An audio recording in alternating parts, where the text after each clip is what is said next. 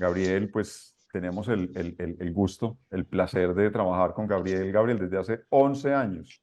En el 2013 comenzamos a trabajar juntos en la que fuera el primer proyecto de conexiones creativas, un proyecto al que llamamos Campus Colombia, así que cuando tengan tiempo se los contamos porque fue un proyecto muy bonito que hicimos en Bogotá y en el que participaron casi 1.600 personas. Ahí pudimos conocer a Gabriel y desde ese momento estábamos colaborando. Gabriel, Pero antes trabajé un montón de tiempo con Paula en Nexmoda. en Exmoda, es verdad. Si yo estoy contando aquí la historia de conexiones creativas, ¿cierto? No estoy contando la historia individual. Porque tendría que decir, Gabriel, que vos y yo nos conocimos en la Universidad de Antioquia cuando éramos chiquitos, hace por ahí 25 Exacto. años, ¿cierto? O Sí, sea, total. esa Sí, parte, total. esa parte me la estaba ahorrando. Y cuando jugabas waterpolo, Sí, sí, ahí te conocí. total. Total. Entonces, como decía, con Gabriel, desde Conexiones Creativas, trabajamos desde hace 11 años. Gabriel es, pues, quien ustedes ven ahí se define como un profesional en el diseño de servicios. Ha trabajado con más de 70 empresas a nivel internacional, países como Brasil, Rusia, Estados Unidos, Colombia, evidentemente, y se define o se presenta como un colaborador influyente con experiencia multicultural en el liderazgo de equipos multifuncionales para entregar capacitaciones, talleres, cursos en línea, proyectos basados en el design thinking, entre otros en más de 32 países. Pero aparte de esto, y es muy importante, Gabriel, pues quien es colega y amigo, es antropólogo, diseñador y tiene 4 maestrías, Gabriel, si recuerdo bien. Tienes una maestría en ciencias y tecnología, tienes una segunda maestría en innovación, tienes otra maestría en neurociencias y además has Tres. publicado 3 maestrías, es verdad, y has publicado 4 libros, ahí mezclé las cifras, 3 maestrías, 4 libros, has publicado 4 libros, el último de los cuales tiene que ver con mercadeo basado en lo local. Así que, Gabriel, yo te cedo el micrófono, te cedo el escenario y muchas gracias por haber aceptado esta invitación. Siempre es un placer contar con vos y sabemos pues que esta sesión va a ser muy, muy nutritiva para los participantes. Gracias, Conrad. Déjame, yo comparto Claro que sí. pantalla. Para comenzar, muchas gracias a todos por estar aquí, por dedicar parte de su tiempo a esta charla que vamos a tener durante las siguientes 3 horas. Quiero comenzar diciendo que yo no me las sé todas, simplemente quiero compartir una información con ustedes y que si hay algo que no sepa, lo averiguamos. La información tiene que estar en algún lado.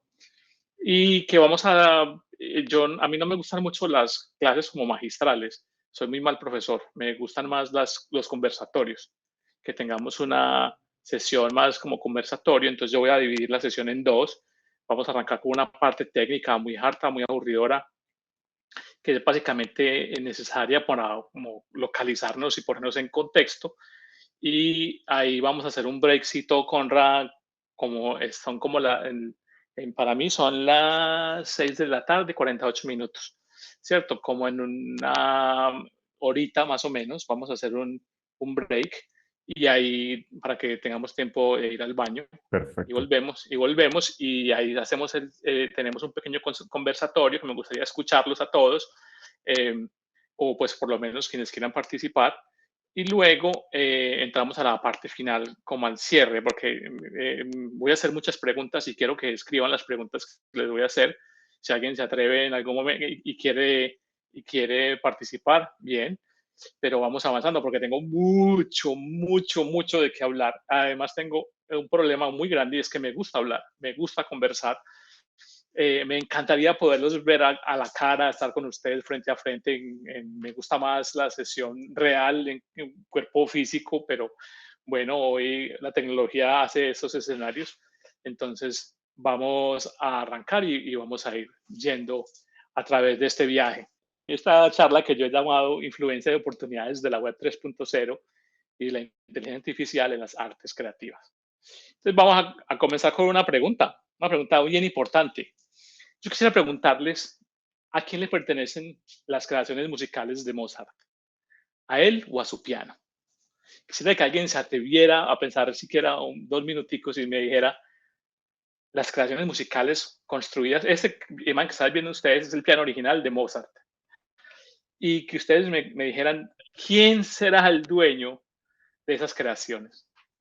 ¿Alguien que se atreva? Mozart. ¿Será El Mozart piano o sin será el las manos piano? de Mozart no, pues no hace nada, es un piano y ya, es un objeto. ¿Quién da más? ¿Quién más se Yo atreve? Muy bien, opino lo mismo, o María sea, Clara. las creaciones son de las personas y el piano es el instrumento a través del cual se interpretan. Es muy importante eso. Yo quiero que escriban las respuestas porque a partir de ya los voy a comenzar a cuestionar con esa respuesta. Listo, entonces yo creo que todos diríamos que las creaciones musicales de Mozart son de Mozart. Casi que todos yo creo que al unísono estaríamos de acuerdo. Bueno, vamos al final de esta sesión. Al final de esta sesión vamos a volver a esta pregunta. El último slide de esta presentación es exactamente el primero. Comencemos entonces hablando de, digamos que metámonos en la primera parte y hablando de una perspectiva histórica, entendiendo de cómo llegamos de la web 1 a la web 3.0, o sea, qué ha pasado. Y voy a hacer una cosa así súper, no me voy a ir a la historia empezando por ARPANET y por toda la historia de la Internet, pero voy a ir como a los momentos claves para que nosotros vayamos como entendiendo, hey, venimos de allí y vamos para allá y cómo ha sido esa construcción. Digamos entonces que la web 1 que todos o que muchos de nosotros conocimos, a mí me tocó mi primera computadora que tuve. Yo tuve un papá muy visionario. Mi papá me compró mi primera computadora en 1996. Por favor, no me hagan cuentas. Se les olvidaron las matemáticas. Y la primera, yo fui tal vez uno de los primeros en el barrio que tenía una computadora IBM PC1 y que, que era tenía el floppy disk y tenía como los dos slots que tenía y era pantalla amarilla. Creo que esa computadora a mi papá le tocó trabajar toda la vida para comprar esa computadora, pero eso cambió mi vida a partir de ese momento. Y entonces, los primeros amagos de interactividad o de funcionalidad en esa computadora estaban marcados por eso. Primero, por un contenido estático. La web 1.0 consistía en un contenido estático, era como solo lectura, como cuando hoy en el PowerPoint a uno le sale solo lectura, solamente está ahí para leer, era un catálogo virtual que estaba montado ahí y eso era todo lo que teníamos. Adicionalmente era un poquitico limitada en interactividad, era básicamente información que tú ibas a leer, pero no había comunicación bidireccional. Y digamos que la mayor innovación de la época fueron los lenguajes HTML, el HTTP, básicamente todos los protocolos que hicieron posible que la Internet saliera y finalmente comenzó a debutar el email. Digamos que la web 1 digamos que se destaca por esas cuatro cosas: contenido estático, una interactividad limitada, aparecen los browsers, aparecen los navegadores y debuta el email. Entonces ahí hacemos un poquitico como de historia. El primer browser de que tenemos historia fue el Mosaic, que era el que conectaba unas universidades entre ellas. Obviamente hay unas historias mucho antes de esto, es que la Internet nace como un ejercicio militar y comienza por allá la guerra del Golfo, el ARPANET y todo eso, que no me voy a meter allá porque si no nos quedamos aquí todo el día hablando de eso, digamos, como los momentos más importantes. Tengo un problema, es que cuando me emociono hablo en letra pegada. Entonces ustedes me dicen, Tapo, yo soy de Medellín también. Entonces me dicen, pare. Entonces yo ahí trato de despegar la lengua. Segundo, aparece Netscape. Yo creo que ustedes muchos son algunos muy jóvenes y no les tocó navegar en Netscape, no saben qué es eso, tal vez algunos sí. A mí sí me tocó Netscape y Netscape hoy, la evolución de Netscape hoy es Mozilla, Firefox. Es como, digamos, que fue el super gran navegador. Yo creo que miren mucho la estética, ¿cierto? Eran la página web típica de ingeniero. 4 botones y 2 links. Así eran los websites en la web 1.0. Y cojo con ese comentario cuando yo hablo de la página web típica de ingeniero. Yo creo que tomen eso y lo guarden por ahí, porque una de las características de la web 1.0 es que pertenecía al dominio de los técnicos, le pertenecía a los ingenieros. Eran ellos los que sabían distribuir esos botones y la estética es completamente de ingeniero. Luego, pues, estaban los otros browsers como Altavista y se me olvidan los otros. Habían otros, Altavista, el mismo Yahoo, que todavía hoy sobrevive, que es tal vez uno de los más longevos de todos. Y digamos que eso es como la característica principal. Las innovaciones era que podíamos navegar en un browser y buscar información de catálogos que estaban colocados ahí en la Internet. Luego vino la Web 2. En la Web 2 comienzan a aparecer cosas más nuevas, un contenido mucho más interactivo, más dinámico. Ya comenzamos a pensar en la experiencia web y comienza a suceder que el contenido es generado por el usuario. Entonces comienzan a aparecer los blogs, las redes sociales, las plataformas de video y surge tal vez uno de los atributos que más ha influenciado en el desarrollo de la web, es que surge el like. Digamos que uno de los cambios principales es que comenzamos a llevar la web del contexto de los técnicos y comienza a surgir hacia el contexto social. O sea, y eso es importantísimo para nosotros entenderlo porque ahí comenzamos a entender la adopción. O sea, cómo se adopta una tecnología. La mayoría de las tecnologías primero nacen y yo me excuso porque yo, a pesar de ser diseñador, no soy artista, no me considero que sea un artista puro. Gustándome y encantándome el diseño, creo que hay artistas más artistas que yo. Pero en ese orden de ideas, digamos que una de las grandes transiciones que tiene que hacer la tecnología, igual que el arte, es salir del contexto de los técnicos para poder mirar hacia el contexto de lo social, comienza a ser adoptado por la gente. Listo, entonces la red 2.0 también tiene como característica es que comenzó el networking, comenzaron las plataformas de networking, comenzamos a trabajar a través de la red, a comunicarnos y una de las grandes innovaciones fueron los lenguajes. Comienzan a aparecer las tecnologías como los Java, XML, y yo me acuerdo mucho que entre el 2000 y el 2010 había una tecnología que se llamaba Fireworks, o estaba en todo lo que era el Flash. No sé si les tocó el Flash, que ya los websites tenían una animacioncita y uno quedaba, wow, esta cosita da vueltas. Entonces comienza las animaciones, la interacción, comienza a volverse un web pensando más en la experiencia del usuario y pensando menos, entre comillas, en la experiencia del ingeniero. Comenzamos a llevar la web a la adopción y al contexto de lo social.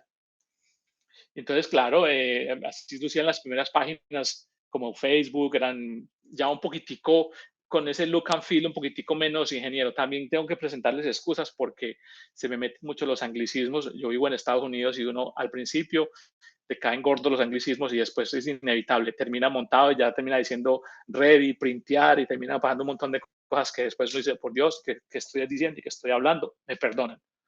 Bueno, y luego, ¿cierto? Comenzamos a ver que todavía siguen esos rasgos distintivos se ven todavía el rasgo distintivo como de la página hecha por ingeniero, todavía la estética es muy pobre, la estética es muy básica, muy saturada, casi que los websites gritan. Y luego llegamos a la web 3, que es la que estamos viviendo hoy en día. Se me está faltando, yo no lo quise meter porque eso es todo un capítulo de análisis, que viéramos todo el caso de Amazon, ¿cierto? Cómo Amazon nos cambió la forma de comprar, que se generó el comercio electrónico y eso, los mecanismos de pago, etcétera, etcétera. Pero no me quería meter ahí porque como digo, tengo el tiempo es más bien corto y no me quiero ocupar mucho de eso para que podamos avanzar. Entonces ahora estamos viviendo la web 3. La web 3 es una cosa completamente abrumadora desde el contexto tecnológico. Estamos llegando como a la madurez, no sé cómo será, cómo va a ser la web 4, si va a haber una web 4, no sé, no tengo ni idea, pero estamos llegando como a la madurez de la red. Entonces, claro, estamos viviendo hoy la web de la web, cómo la web se construye a sí misma. Entonces, lo que llamamos todo el M2M, o sea, de máquina a máquina. Y entonces ya comenzamos a ver cómo la data comienza a ser protagonista, las ciberontologías, los algoritmos, la inteligencia artificial. Y es casi que comienza uno a sentirse como sobrepasado por toda esa tecnología. Comienza uno a sentirse abrumado. Y una de mis metas hoy en esta conversación es decirle a ustedes, no, hey, no, paremos. Vamos a mirar esto desde afuera, porque cuando nos sumergimos en ese montón de información, es muy normal que nos sintamos como abrumados, como que eso nos atropella. Pero cuando empezamos a verlo desde afuera, comenzamos a ver que esto básicamente nos está mostrando otro camino hacia dónde está migrando eso. No me voy a adelantar, no les voy a revelar el secreto del piano todavía, porque si no me toca cerrar la conferencia ya y nos tenemos que ir todos para la casa. Yo no me quiero ir para la casa todavía. Listo. Y entonces aparece otra cosa como la descentralización. La web 1 y la web 2 fueron completamente centralizadas, es decir, está el dominio de los grandes, y que todavía estamos sujetos a eso. Estamos viendo es que los YouTubes del mundo, los Googles del mundo, las grandes compañías, los Facebook del mundo son quienes controlan la data y quienes controlan la información. Listo, pero a partir del año 2008 sucede algo importantísimo, y es que se genera un movimiento que dice, hey, un momentico, ¿qué pasa aquí? Que yo quiero ser dueño de mi data. Yo no soy dueño de mi data hoy, y yo no quiero que que una compañía grande, supermillonaria, haga dinero con mi data y yo no reciba nada de eso. Entonces, básicamente surge una gran desconfianza. Y esa gran desconfianza ocurre si nos acordamos qué pasó en el 2008. En el 2008 sucedió el colapso del sistema de propiedad raíz en Estados Unidos, los bancos se cayeron. No sé si se acuerdan que se quebraron las automotrices, estaba en el poder Barack Obama, y hubo un montón de despelotes y mucha gente lo perdió todo. Yo tuve amigos aquí en este país que se quedaron en la calle, perdieron su casita porque el valor se devaluó tanto la propiedad que les tocó a muchos de ellos entregarlas, porque lo que pagaban, básicamente lo que estaban pagando en la, ¿cómo se llama? Mortgage en español, en la hipoteca era mucho más costoso de lo que realmente valía la propiedad. Entonces, cuando sucede eso, hay un grupo de gente en Silicon Valley que dice, oigan, no podemos confiar en este sistema. Este sistema lo que hace es básicamente controlar la información, vender nuestra información y usar nuestra data en nuestra contra. Necesitamos crear algo que nos permita a nosotros confiar sin necesidad de sacrificar nuestra información, o en lo mejor es sin la necesidad de nosotros perder confianza en el sistema financiero y bancario. Entonces surge una cosa que se llama el blockchain, ¿cierto? Y surge el blockchain como respuesta a eso, a un señor que nadie sabe quién es, que es anónimo, que se llama Satoshi Nakamoto. Se inventa un protocolo y crea una fórmula para que podamos migrar a un modelo basado en la desconfianza en el que podamos confiar. Es bastante curioso. ¿Cómo crear un modelo basado en la desconfianza en el que todos podamos crear? Y enseguida lo vamos a mirar con un poquitico más detalle. Entonces, surge el blockchain, y comienza también a surgir lo que se llama todo el tema de la interoperabilidad de las redes.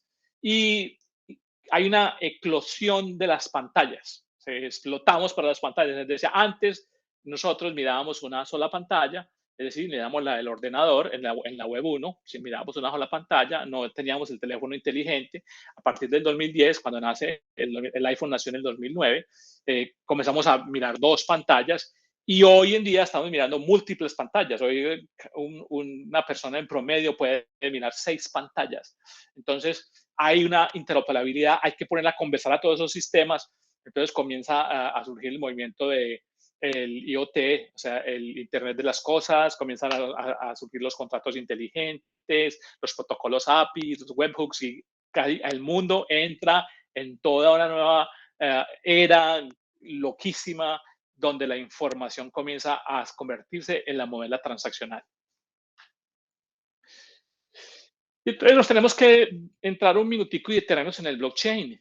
Y yo les decía a ustedes que el blockchain surge por desconfianza, porque ya la gente, los que inventaron el blockchain, los creadores del blockchain, dicen, no podemos confiar en el sistema nos roba, no solamente nos roba los activos, nos roba el dinero, sino que también nos roba la información, y el sistema hace que comiencen a comercializar con mi información.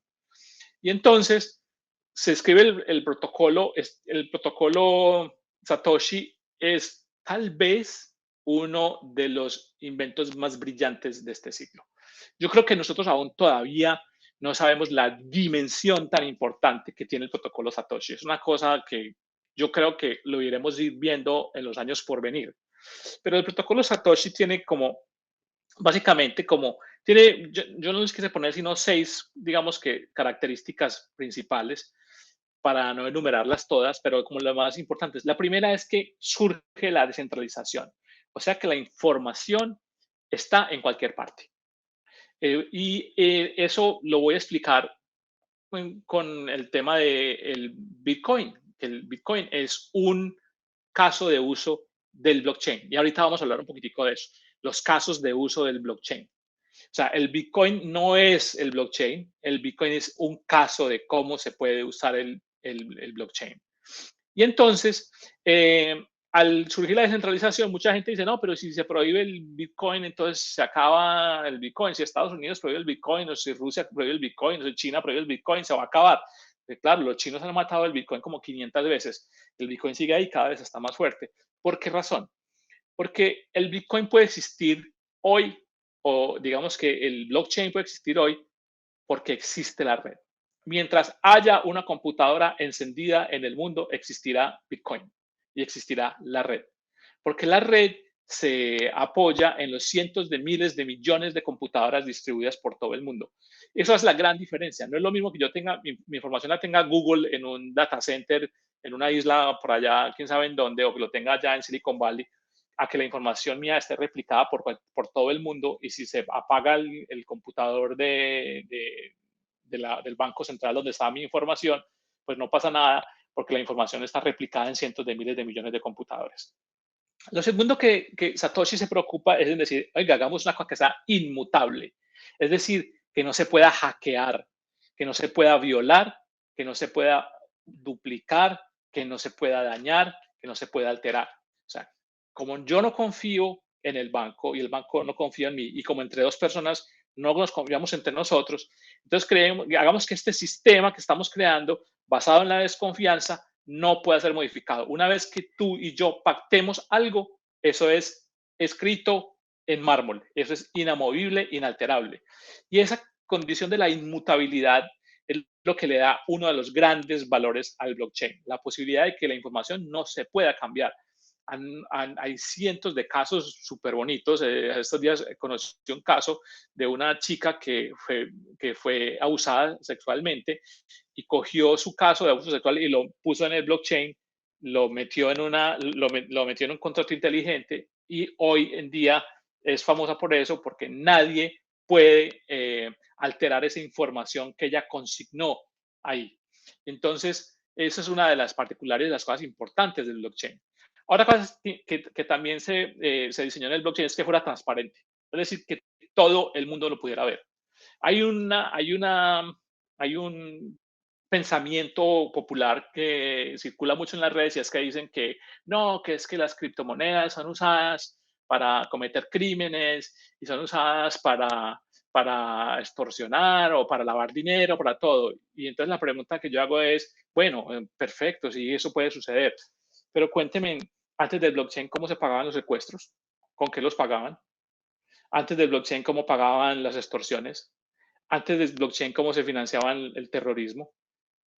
Obviamente con el dinero común y corriente que circula, ya sea por los conductos regulares o por el dinero ilegal.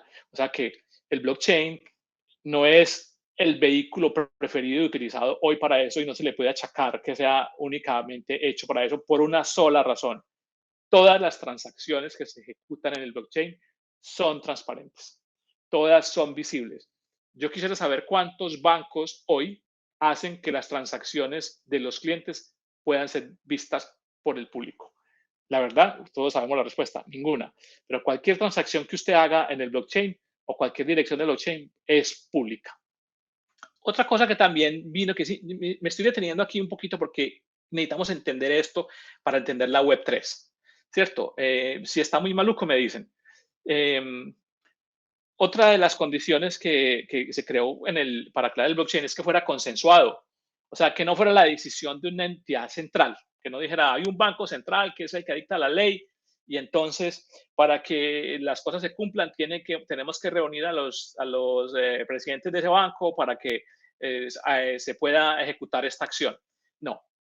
En el blockchain, todos los integrantes de la red tienen que estar de acuerdo para que se valide una transacción. Por esa razón existen los mineros, que son o los validadores en el blockchain, que digamos que son como el esqueleto, la espina dorsal del blockchain, pero esa condición hace que sea imposible de hackear. La gente dice, no, pero es que el Bitcoin se puede hackear. Pues hasta el día de hoy, han pasado desde el 2008 hasta el día de hoy, no ha podido ser hackeado. Y es por una sola razón. Porque para poder hackear el Bitcoin tendrías que controlar el 100% de las computadoras registradas en la red. Y nadie, absolutamente nadie, tiene la capacidad energética para poder hacerlo. Y eso hace al blockchain súper poderoso. Ahora, la tecnología de blockchain no es una cosa que nos inventamos en el 2008. Satoshi Nakamoto se inspiró en lo que sucedió en la Segunda Guerra Mundial, donde los ingleses y los americanos consiguieron decodificar y desencriptar y encriptar los lenguajes que los alemanes enviaban a las tropas. De ahí comienza a surgir todo lo que es la tecnología de blockchain. Por eso, digamos que el quinto punto es su alta seguridad. Y una cosa importante, que es uno de los puntos y tal vez la más importante para nosotros hoy en esta conversación, son los contratos inteligentes. Un contrato que se programa en el blockchain no puede ser alterado si ambas partes no tienen la llave para abrir el contrato. Es decir, si usted y yo hacemos un acuerdo y ese acuerdo lo convertimos a código, o sea, lo escribimos, lo montamos y lo montamos en el blockchain, ese acuerdo se va a cumplir tal cual como está. Y para poder modificarlo necesitamos las llaves de ambos para poderlo cambiar. Eso hace que sea muy usado hoy por los artistas, por ejemplo, para pagar regalías, etcétera, etcétera, que eso lo veremos más tarde. Bien. Entonces, digamos que la Web3 es el resultado de la unión de el blockchain más la inteligencia artificial, que ahora estamos viendo que digamos que finalmente maduró y está comenzando a ser llevada al contexto de lo social. Como lo decía al principio, la inteligencia artificial no es una cosa que nos inventamos ahorita y que salió pues con ChatGPT el año pasado. No, la inteligencia artificial viene caminando hace mucho rato, vienen haciendo experimentos con la inteligencia artificial hace más de 30 años. Pero solo hasta ahora ha salido del dominio de los técnicos para llevarlo al dominio de lo social. Y lo que está pasando con el blockchain es exactamente lo mismo. Está saliendo del dominio técnico donde nadie, absolutamente nadie, entendía qué era eso de cripto y qué eran esas cosas de las criptomonedas. Y ya estamos comenzando a entenderlo porque estamos comenzando a ver los casos de uso. Entonces, a medida que vemos los casos de uso de esa tecnología, vamos migrando al contexto social, vamos migrando y lo vamos entendiendo. La inteligencia artificial y lo que se llaman los large language mecanismos o los formatos de aprendizaje de mecanismos de lenguaje largo, los LLMs. Entonces, básicamente son la penetración en el contexto social de tecnologías ya existentes que las estamos llevando y están saliendo del contexto de los técnicos para llevarlo al contexto de lo social.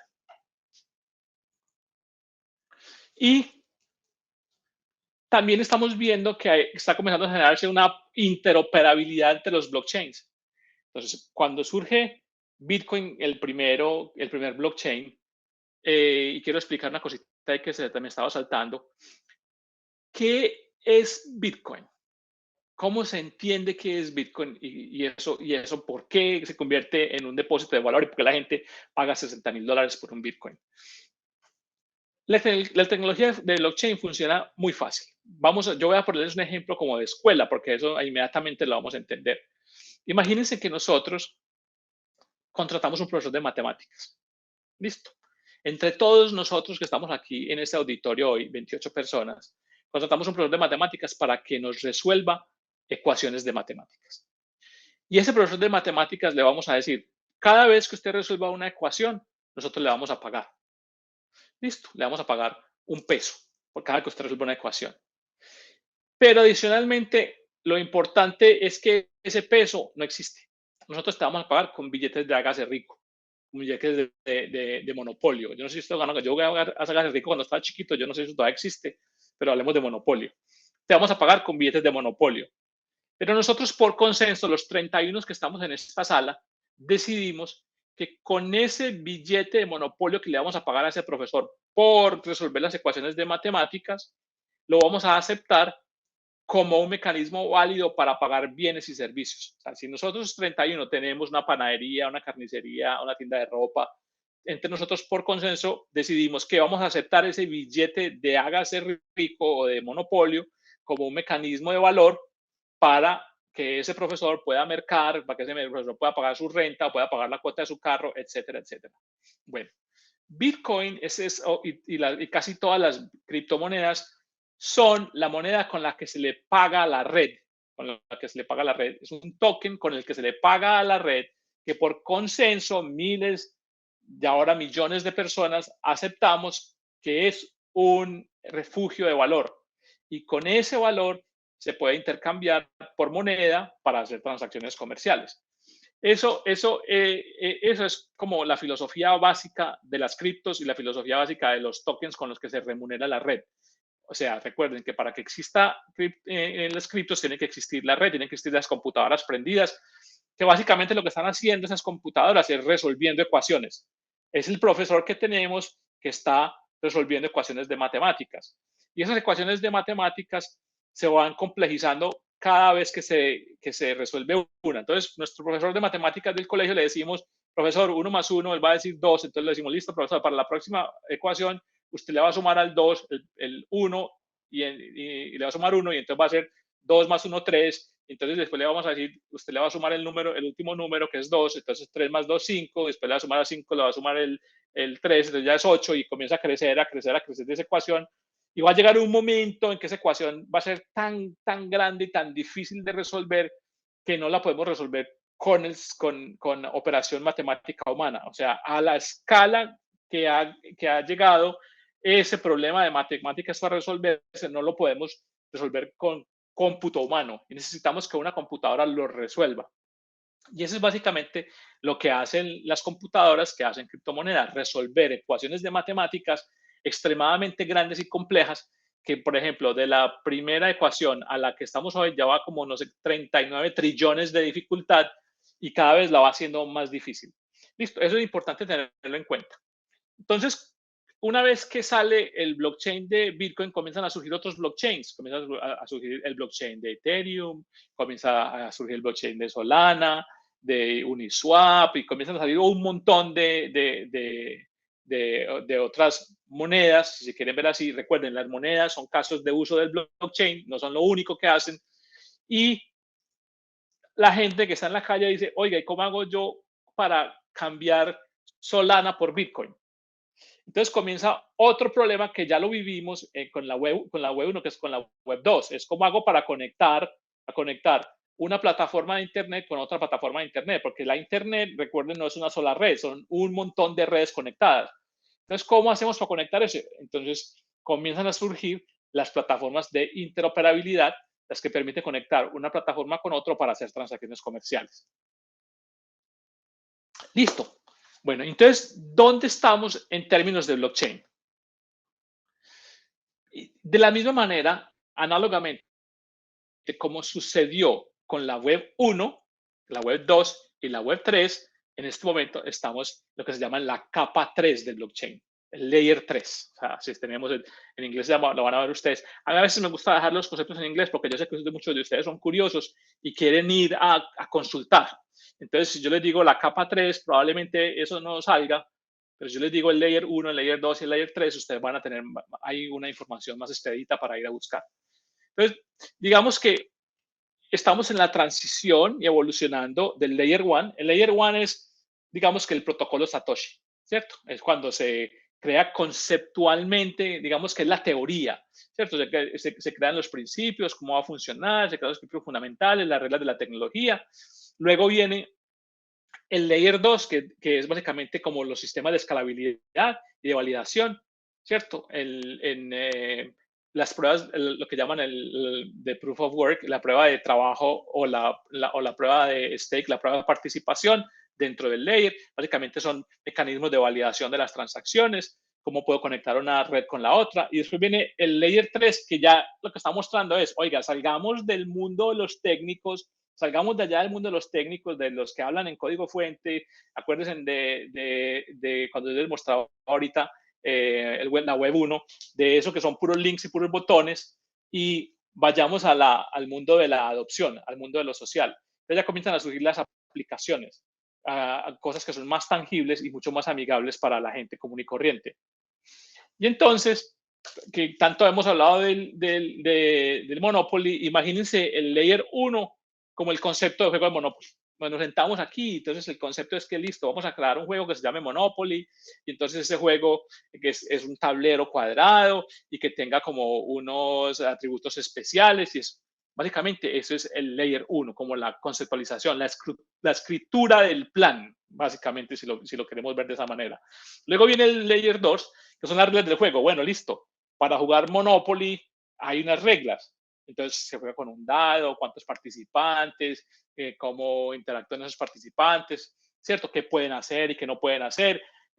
Porque si empiezan a hacer cosas que no están dentro del juego, pues entonces ya no es Monopoly, sino que es otra cosa, etcétera, etcétera. Y luego viene el Layer 3, que son todas las posibilidades de interacción dentro del tablero. Entonces ya están todos en el Legacy Rico, yo me acuerdo que compró un hotel, compró una casa, digamos que todos como cada uno de esos accidentes que entre comillas serían las aplicaciones que están dentro del juego. Listo. Eso es como una analogía para entender de una forma mucho más fácil lo que es el blockchain. Listo. Entonces dijimos que en el Layer 1, que es la parte fundacional, están los mecanismos de consenso, ¿cierto? Entre ellos todo el tema que son cómo se valida. Básicamente hay 3 mecanismos de consenso que son la prueba de trabajo, es decir, una vez que se resuelve una de las ecuaciones de esas de matemáticas que le hablaban, entonces entre todos los que están participando en la red dicen sí, la respuesta es verdadera, produzca un token y páguele al profesor. O está la prueba de stake, que la prueba de stake es como de participación, es básicamente meter la ecuación y decir, si este señor participó en la construcción de esta ecuación, tenemos la prueba de que participó, entonces páguele. Y ahora está una súper de moda, súper fuerte, que se llama la prueba de tiempo. Es decir, a cada transacción póngale una estampa de tiempo. Es decir, cuando este señor entre y haga una transacción, póngale una estampa de tiempo y esa estampa de tiempo está medida, yo no sé cómo será la medida, honestamente me declaro ignorante, pero cómo será la medida de micropartículas de tiempo, nanotiempos, microtiempos o no sé, mini fracciones de tiempo, de segundo, milímetros de segundo, en fin, perdónenme ahí, pero ahí me declaro ignorante totalmente. Pero cuando hace la prueba de tiempo, es que 2 operaciones nunca pueden ocupar el mismo espacio de tiempo. No existe que existan 2 cosas que hagan al mismo tiempo. Entonces se pone una estampa, un tag de tiempo y dice, esta operación es primero porque entró esta, después esta. Se crea todo el protocolo de descentralización, ¿cierto? Para mantener la red independiente, para que nadie pueda controlar la red. Y finalmente se crean los tokens. ¿Qué son los tokens? El token es Bitcoin, es un token. ¿Con qué le pagamos a los profesores que están resolviendo las operaciones de matemáticas? Le vamos a pagar con un token. Ese token, el mercado define el valor y entonces uno se llama Ethereum, otro se llama Solana, otro se llama Bitcoin y con eso se le paga a la red. O sea, es la forma como por arrendar esa tecnología se le paga a la red por hacer posible la tecnología, valga la redundancia. Listo, entonces ahí vemos pues como algunos de los tokens, ya hoy en día hay creo que miles, cientos. Está Bitcoin, Ethereum, hay un montón, Ripple, en fin, no les voy a enumerar todos, pero cada uno tiene un valor y están cada vez salen nuevos. Pero lo que quiero que ustedes entiendan hoy que es importante es que el blockchain se mide por los casos de uso. O sea, ¿qué puede hacer tu blockchain? Listo. Cuando ustedes tengan la curiosidad y si quieren invertir o comprar criptomonedas o lo que sea, lo van a usar para crear obras de arte o obras musicales o videos, hay que buscar las pruebas de uso del blockchain. ¿Aló? Mariana, ¿puedes apagar tu micrófono, por favor? Se me metió. Sí, ya me encargo. Dale, gracias. Listo. Entonces, digamos que hay que mirar cuáles son las pruebas de uso para saber en qué blockchain puedo crear mi arte o en qué blockchain puedo crear mi producto. Porque no todos los blockchains son iguales, no todos se utilizan para lo mismo y no todos tienen la misma capacidad de operación. Entonces, el Layer 2 del blockchain habla de metámosle, ya que creamos las reglas, creemos una cosa nueva, y es que si antes se tenían que hacer transacciones todas en tiempo real, lo que se llama on-chain, o sea, cada una de las transacciones, démosle la posibilidad a la gente a que puedas transaccionar off-chain, a que pueda también hacer transacciones por fuera del blockchain y después inyectarlas al blockchain. Es decir, como cuando yo me acuerdo que las cajas registradoras, las primeras cajas registradoras hacían una cosa que se llamaba, de los bancos, hacían una cosa que se llamaba transmisión en batches, la transmisión en paquetes. O sea que hacían las operaciones del día, lo almacenaban en la computadora y por la noche, cuando cuadraban caja, enviaban la información a la central en lo que llamaban un paquete, un batch. Y entonces el sistema lo cogía y lo inyectaba y lo metía dentro del sistema. Bueno, hoy en el blockchain pasa algo parecido en la capa 2. La capa 2 dice, bueno, pero necesitamos brindar la capacidad de que la gente pueda tener transacciones en batch o pueda tener transacciones en tiempo real. Entonces se crean estos tres protocolos: las transacciones off-chain, la creación de canales para que se puedan crear canales de comunicación dentro del blockchain, y finalmente que se puedan empaquetar lo que llaman los rollups, o que es muy parecido a la palabra del batch, información para que se inyecte en el blockchain. No me voy a meter ahí, ni me voy a meter porque no los quiero enredar mucho, pero básicamente para lo que quiero es como información general para que ustedes entiendan cuando lleguemos a la parte buena, a la parte, todavía esto es un poquito ladrillo.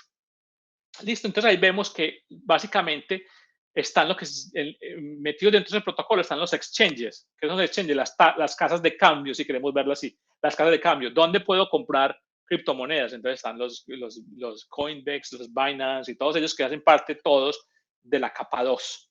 O sea, es donde se intercambia información, están las billeteras, o sea, cómo se almacena información y cómo se comunican entre ellos para intercambiar desde los distintos blockchains. Y luego viene la capa 3, que es la capa que nos interesa, y es donde dice, bueno, en la capa 3 comienzan a surgir las aplicaciones amigables para el usuario. Y esto es importante. Capa 1 y capa 2, dominio de los técnicos. Capa 3, el dominio social. Es aquí donde creemos que hoy, yo estoy convencido que es aquí donde va a comenzar a reventar el blockchain, donde va a comenzar ya a convertirse en una adopción mucho más rápida. Porque recuerden que en la capa 1, en la web 1.0 y en la web 2.0, básicamente el uso era muy limitado porque era básicamente para uno montar un producto ahí necesitaba saber código fuente, ser ingeniero y para montar una aplicación ahí.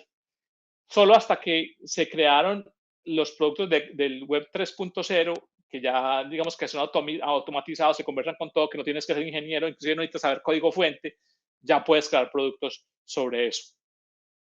Ahora está pasando lo mismo con la capa 3 del blockchain. Comienzan a surgir las aplicaciones y comienza a surgir una cosa que es súper importante entender: los ecosistemas. Y esto, muchachos, es una cosa vital para nosotros en el mundo del arte. Entender los ecosistemas donde gravitan las aplicaciones que se convierten al final en productos para el usuario. Entonces, cada blockchain es un ecosistema. Imagínense un blockchain como una gran nube donde interactúan un montón de tecnologías, como si fuera casi como una internet chiquita, si se puede decir que es chiquita. Cada blockchain como una pequeña internet independiente, en términos como para llevarlos a términos astronómicos, como un universito, ¿cierto? Y el blockchain en términos generales es como un multiverso. Entonces, en cada uno de esos blockchains gravita, que tiene un nombre, gravitan unas aplicaciones, gravitan unas aplicaciones que son de la capa 2 y ahora comienzan las de la capa 3. Sobre todo las más importantes son las que llaman las DeFi, que son las finanzas descentralizadas, y obviamente unas que todos conocemos y que hemos oído hablar de ellas, que son todos el tema de NFTs, y unas que no están aquí o que probablemente sí estén, pero que están comenzando a hacer carrera muy dura, es todo lo que se llaman los criptomemes, que están siendo muy importantes para el mundo del arte. Bueno, y entonces, ¿qué pasa si tenemos ese mundo del blockchain? Comienza a surgir otro que está generando ruido, y es la inteligencia artificial. ¿Y qué pasa con la inteligencia artificial? Entonces, vamos a mirar cuál es el rol de la inteligencia artificial en la web 3.0. Entonces, el primero es que comienzan a aparecer aplicaciones muy comunes. Ya ChatGPT es una aplicación que se ha convertido en muy importante, pero ya hay un montón. Ya está Claude, ya está también, ¿cómo se llama la de Google? Se me olvidó. Gemini. Y comienzan las aplicaciones de largo formato, de lenguajes de largo formato. Y entonces, el mundo entra en pánico. Pucha, Skynet. Se vino Skynet encima. Todo el mundo se devolvió a Terminator. Y entonces, claro, entonces se comienza a generar un ruido y un pánico. Y también entonces empiezan los debates éticos y empezamos a pensar muy superficialmente porque no miramos esas cosas profundamente. Y digamos que hay como tres grandes actores ahí. Los LLMs, están el lenguaje de máquina, todo lo que es Machine Learning, el aprendizaje de máquina, y está todo el tema de los algoritmos. Pero vamos a desmitificar esa vaina. Los LLM son sistemas que se van entrenando. ¿De dónde nacieron? Nacieron, el primer como ejercicio de LLMs fueron los chatbots, que comenzaron a ser entrenados para que respondieran automáticamente. O sea, que crean como narrativas intuitivas que primero fueron entrenadas por humanos para poder contestar e interactuar y funcionar como mecanismos de mercadeo o servicio al cliente. Bueno, comenzaron por allá en ese mundo y cada vez se fueron siendo más fuertes. Y eso no nacieron ahorita, están ya en el mercado hace mucho rato, 8, 10 años los chatbots. Y luego aparece todo el tema de, oiga, entonces enseñémosle a la máquina que cuando recibe una información, esa máquina pueda producir un resultado, ¿cierto? Y comienzan a aparecer todo el tema de los algoritmos. Los algoritmos como programaciones especiales, o digamos que pequeño, para verlo así, pequeños programas dentro de un programa. Básicamente, eso es un algoritmo. Un algoritmo es decirle al programa de una computadora, vea, si vamos a entrenarte, vamos a hacer una cosa para que produzca este resultado. Si esta persona hace este comportamiento, usted le va a mostrar más información de este comportamiento. Y comenzamos a volvernos hoy víctimas del algoritmo. Por eso uno ve que en las redes sociales navega y ve una circunstancia o ve una cosa que le gusta y ya el algoritmo te detecta y te empieza a mostrar mucho más información de eso. Pero hay dos atributos importantes en el mundo de los algoritmos que van a ser importantísimos en el futuro. Lo que se llaman los mercados automatizados, los AMS, y las organizaciones autónomas descentralizadas, los DAOs. Eso vamos a tener que acostumbrarnos porque eso va a venir cada vez más. Es decir, cómo un sistema funciona solo y produce resultados solos. Eso hoy no lo estamos viendo mucho en el arte, pero lo estamos viendo mucho en el mundo financiero. Sobre todo quienes tengan amigos que hagan, por ejemplo, trading. Como dicen, es que tengo un robotcito que hace trading. Ese robotcito es básicamente una MMS. Es un programita que está entrenado para comprar y vender si se suceden ciertas condiciones. Entonces, por allá los técnicos, ¿qué hacen? Programan ese programita, vaya la redundancia, lo programan para si esta acción sube tanto o baja tanto, venda o compre. Hay un librito súper chévere que ojalá algún día pudieran leer, se llama, miren, aquí se los voy a poner, se llama Dark Pools. Dark Pools, como las piscinas oscuras, pero es básicamente, está hablando dice, The Rise of the Machine Traders, cómo están surgiendo los traders máquinas, o sea, los programas de trading para todo, no solamente, muchachos, están surgiendo para el mundo financiero, sino para todo, para el arte, para la compra de productos en Amazon. Bueno, cómo comienzan a surgir, pero por detrás hay que recordar que hay alguien que los está entrenando, ¿cierto? para que eso no nos quede a nosotros como, ay, bueno, entonces mañana esos aparatos nos van a comer o va a venir el Terminator, pues, y nos va a eliminar, porque es lo que más la gente piensa. Lo que yo quiero como llamar la atención sobre estos mecanismos o los LLMs, el Machine Learning, los algoritmos, es que todos son programitas que aprenden y que ejecutan dependiendo de lo que yo lo entrene. Y voy a poner un ejemplo que después enseguida que quiero que lo miramos con detenimiento. Listo, espérenme con paciencia que vamos a llegar allá. Pero quería mostrarles algo. Y es que este es uno de esos programas que yo les digo. Esta es una compañía que se llama Meteora y tiene un programa que se llama DLMM, Dynamic Liquidity Market Maker. Cómo se crean mercados automáticamente. Cómo un producto puede ser vendido muchísimas veces sin la necesidad de que participe una persona por detrás. Simplemente a través de alimentar un algoritmo que se encargue de comprarlo y de venderlo infinitas veces. Bueno, y entonces sí, vámonos metiendo en lo que nos compete, vamos viendo entonces, bueno, y la Web3, cómo se ven las artes creativas. Entonces, digamos que el primer ejemplo de ellos son los NFTs. Los NFTs que han sido tan controversiales, pero yo les voy a pedir un favor bien grande, que tratemos de verlo como de una visión desde más afuera, como pongámoslo en el exterior, por allá. Vamos a mirar los NFTs desde 40.000 metros de altura, como si fuéramos en un jet. Listo, para entenderlos muy bien, ¿Qué es un NFT? Un NFT es un token no fundible. Voy a explicarlo. Ya les conté a ustedes que Bitcoin era un token, es un token. O sea, un token es el premio que se le da al profesor de matemáticas para pagarle por resolver las ecuaciones. Como es un billete de un peso de hágase rico, quiere decir que un peso son 100 centavos. O sea que ese billete de un peso puede dividirse 100 veces en un centavo. Listo. Los NFTs son un billete de peso con el que le pagamos al profesor de matemáticas con una diferencia. No se puede dividir.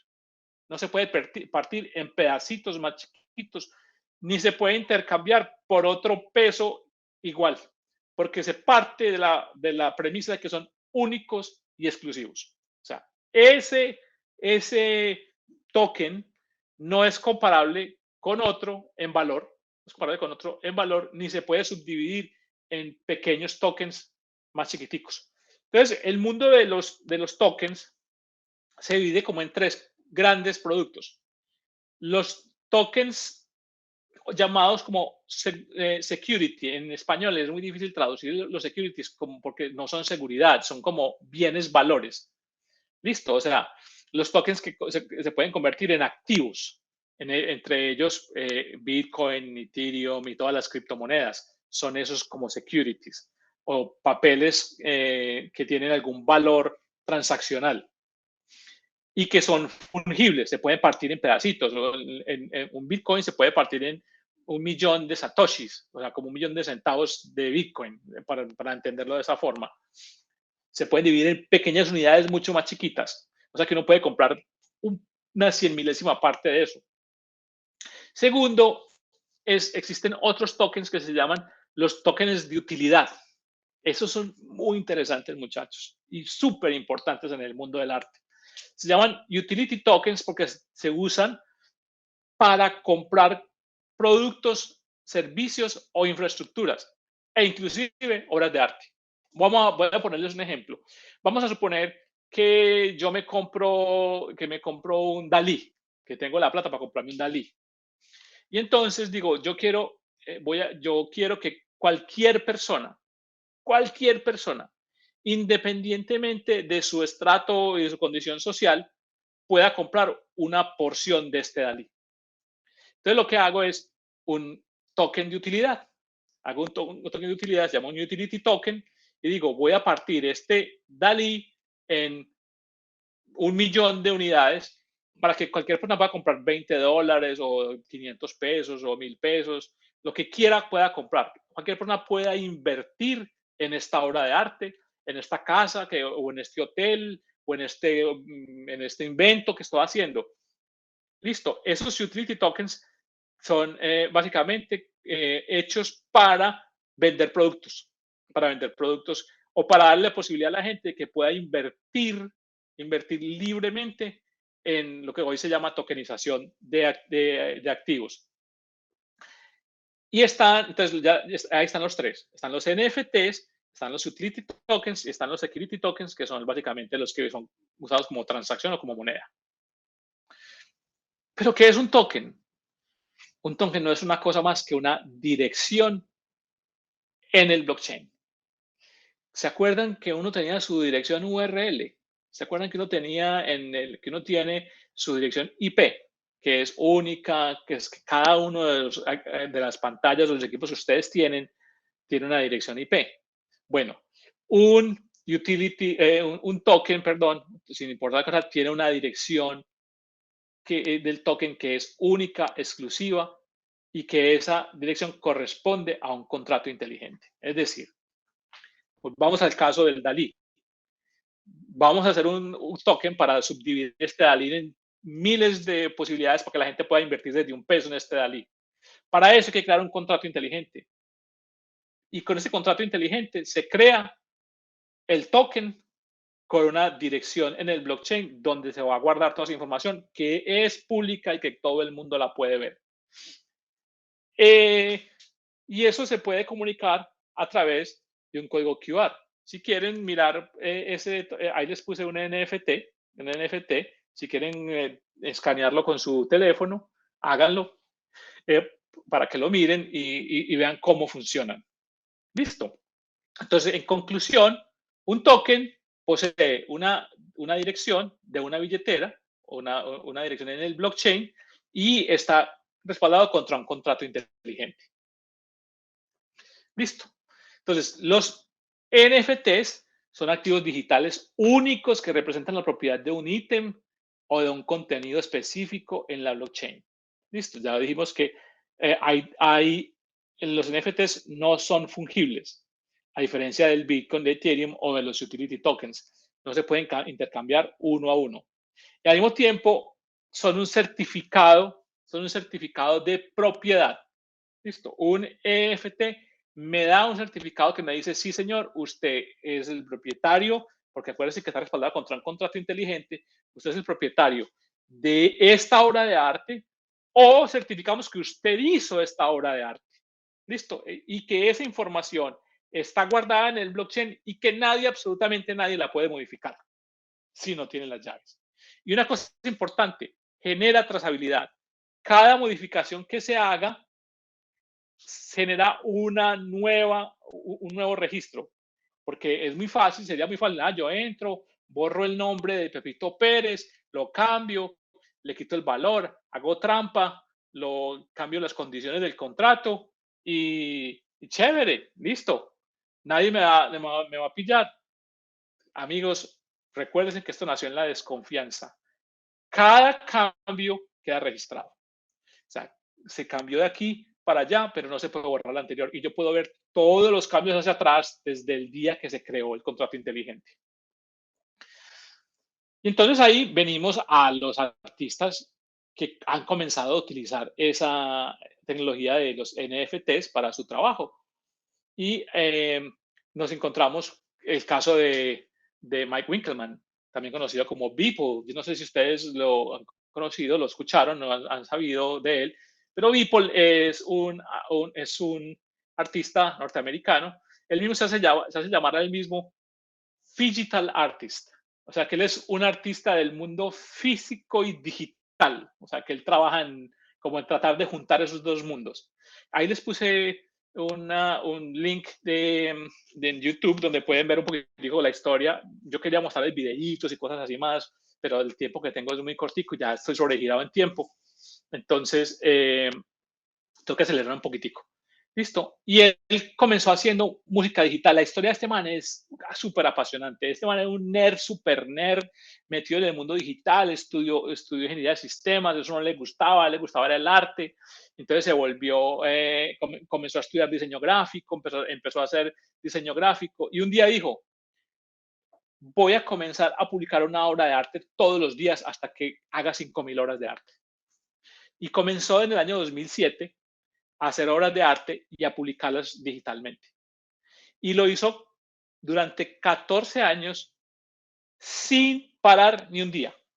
Y en sus obras de arte, él, como dice el texto, reportaba los problemas sociales y culturales por que él estaba viendo en la sociedad. Y entonces cuando llegó a los 5.000 años, a los 5.000 años, a las 5.000 obras, él dijo, bueno, yo tengo que ver la forma de cómo monetizo esto. Y cogió todas las 5.000 obras y las metió en un NFT. Y no es que no crean que empezó a vender, que este es hoy en día el tercer artista más valioso del mundo vivo. Vendió esta obra por 69 millones de dólares, que lo subastó la Casa Christie's. Pero él no es que haya llegado y que de un día para otro vendió 69 millones de dólares, como dice la gente, por ahí dice las malas lenguas que se despertó al otro día y fue millonario. No, él empezó a vender NFTs más chiquitos, vendía NFTs de $3.000, de $4.000 y comenzó a crecer, hasta que él se volvió una celebridad en las redes. Esto es muy interesante ver el caso de Beeple y cómo él fue escalando a través de su arte con unas cosas fascinantes. Pues este hombre ha trabajado haciendo películas de cine, ha trabajado en música, ha trabajado en muchos frentes, todo a partir de arte digital y todo metido en el mundo del NFT. Este es tal vez el rey de los NFTs. Listo. Bueno, entonces de ahí se deriva entender cómo son los contratos inteligentes y cómo se crean. Entonces, digamos que las características principales de los contratos inteligentes es que son automáticos, que son 100% transparentes, que no requieren de un abogado, ¿cierto? Es una intermediación de un tercero para poder escribir el contrato y que son 100% programables. Y que hoy en día hay plataformas donde se pueden hacer sin necesidad de saber código fuente. Cómo se escribe un contrato inteligente. Y lo más importante es que a través de un contrato inteligente yo puedo generar todo un mecanismo de regalías. Es decir, una de las cosas más difíciles de controlar hoy en el arte es cómo me pagan regalías o los royalties de una obra de arte que yo vendo y que después se sigue vendiendo a otro y a otro y a otro y pasa de manos de un coleccionista a otro, a otro, a otro, porque ese trabajo hoy básicamente hacen los galeristas, pues si existe la desconfianza. Recuerde que venimos de un mundo que nació a partir de la desconfianza. En un contrato inteligente, todos los cambios son registrados. Y cada que cambia de propiedad, yo puedo programar el contrato inteligente para que me pague unas regalías. Es decir, si esa obra de arte se vende 100 veces, yo recibiré 100 veces regalías, según se estableció en el contrato inteligente. Uno de los casos más importantes de ellos es el caso de Trevor Jones. Trevor Jones creó una obra de arte que se llama El Ángel de Bitcoin. Y toda su trazabilidad la puso en un contrato inteligente. Y entonces, todas las ventas del Ángel de Bitcoin de Trevor Jones, que él se inspiró en las obras de Bernini para hacer su arte. Es un artista muy interesante, muy, muy interesante este hombre. Se inspiró en Bernini y, ojo, porque muchos dirían, no, es que ese man se copió a Bernini. Pues probablemente sí, pero probablemente no, no sé. Pero eso es un debate que después si quieren damos, pero pues por ahora concentrémonos en lo que es cómo este señor creó un contrato inteligente para que a partir de la venta y de la reventa de su arte, él recibiera siempre las regalías y no pudiera ser alterado, modificado y no le pudieran hacer trampa. Listo, eso se ve. Y hay otro caso interesante que es muy famoso en el mundo de los NFTs, hecho por Yuga Labs, que es el caso de The Bored Ape Yacht Club, que son los monos aburridos. Listo, los monos aburridos. Este es un caso muy interesante de analizar, porque ahí veremos cómo no solamente los NFTs sirven para vender arte, sino también sirven para vender membresías. Y cómo a través de vender un NFT se genera no solamente la trazabilidad de la venta de un bien, sino que adicionalmente se genera todo un ecosistema de marketing. ¿Cómo puedo yo utilizar mi NFT para darle acceso exclusivo a las personas? ¿Cómo se acceden? Recuerden que tenemos una llave pública y una llave privada en el NFT. Yo tengo mis llaves privadas. Hay un refrán que dice, si no son tus llaves, no es tu cripto. O sea, si no son tus llaves, no son tus NFTs. Pero a través de mi llave, yo puedo acceder a los beneficios. Muchas compañías, muchas empresas creo que en Bogotá inclusive hicieron un concierto hace poquito que escuché, que se hacía a través de la compra de un NFT. Tú compras el NFT y lo llevas a tu billetera y con esa billetera puedes desbloquear un montón de beneficios, ¿cierto? Algunos de los beneficios exclusivos de Bored Ape de Yuga Labs es que puedes ir a los eventos de ellos, tanto virtuales como reales, recibir descuentos en la mercancía, tener acceso al servidor privado de ellos de Discord, etcétera, etcétera. O sea, cómo el NFT se puede usar como un mecanismo de marketing. Y metámonos ahora a entender el tema de la inteligencia artificial en las artes creativas. ¿En qué se parecen el email y la inteligencia artificial? Listo. Reflexionemos ahí. Piensen en qué se parecen. Y entonces tengo que decirles que el email y la inteligencia artificial se parecen en que todo el mundo pensaba que no iban a funcionar. En 1994, cuando se lanzó el email, aquí traje una fotico de los periodistas, de unos periodistas de aquí de Estados Unidos, creo que son de CBS o de USA Today, no me acuerdo, pero ellos decían, email, el email nunca va a reemplazar al cartero, pero ¿cómo se les ocurre? Eso no va a funcionar, eso es una moda, eso es algo temporal, eso nunca va a cambiar la forma como mandamos el correo, es que escribir las cartas tiene algo muy especial. Y comenzó a generarse en su momento, una desconfianza de esa tecnología. Hoy está pasando, yo estoy viendo que está pasando algo muy parecido con la inteligencia artificial. Pero como al contrario, la gente dice, no, es que la inteligencia artificial me va a quitar el trabajo. Y yo creo que el email le pudo haber cambiado la forma de operar al correo. De cierta manera, es probable que la gente deje de mandar cartas, pero comenzaron a surgir unas nuevas formas de comunicar. Lo mismo que está sucediendo hoy con la inteligencia artificial, ¿cierto? Vamos a abrir el debate en un minutico. La inteligencia artificial se ha convertido en una herramienta poderosa en las artes creativas, afectando significativamente cómo se crea, se experimenta y se comprende el arte. La influencia de la inteligencia artificial va a ir penetrando en todos los rincones de nuestra cotidianidad, como lo hizo la Internet. Ya la Internet comenzó en la web 1.1 muy tímida, la web 2.2 comenzó a penetrar más, o sea, más adopción, y en la medida en que hay más adopción, hay más penetración, ¿cierto? Entonces ahora vamos a ver que la inteligencia artificial está entrando en las artes visuales, en la música, la literatura y obviamente en las artes escénicas. Y comienza a generarse una cosa que se llama el arte generativo o las redes generativas antagónicas, que las van a ver ustedes, o también en inglés creo que se me olvida cómo estaba, no importa, ahora me acuerdo. Listo. Y entonces, paremos un minutico y hablemos de cibernética. ¿Qué es la cibernética? ¿Qué es la teoría de la cibernética? La teoría de la cibernética se parece mucho a la teoría de la energía, la termodinámica. Cuando estábamos en sexto bachillerato nos enseñaron que, uno, la energía no se crea ni se destruye, se transforma.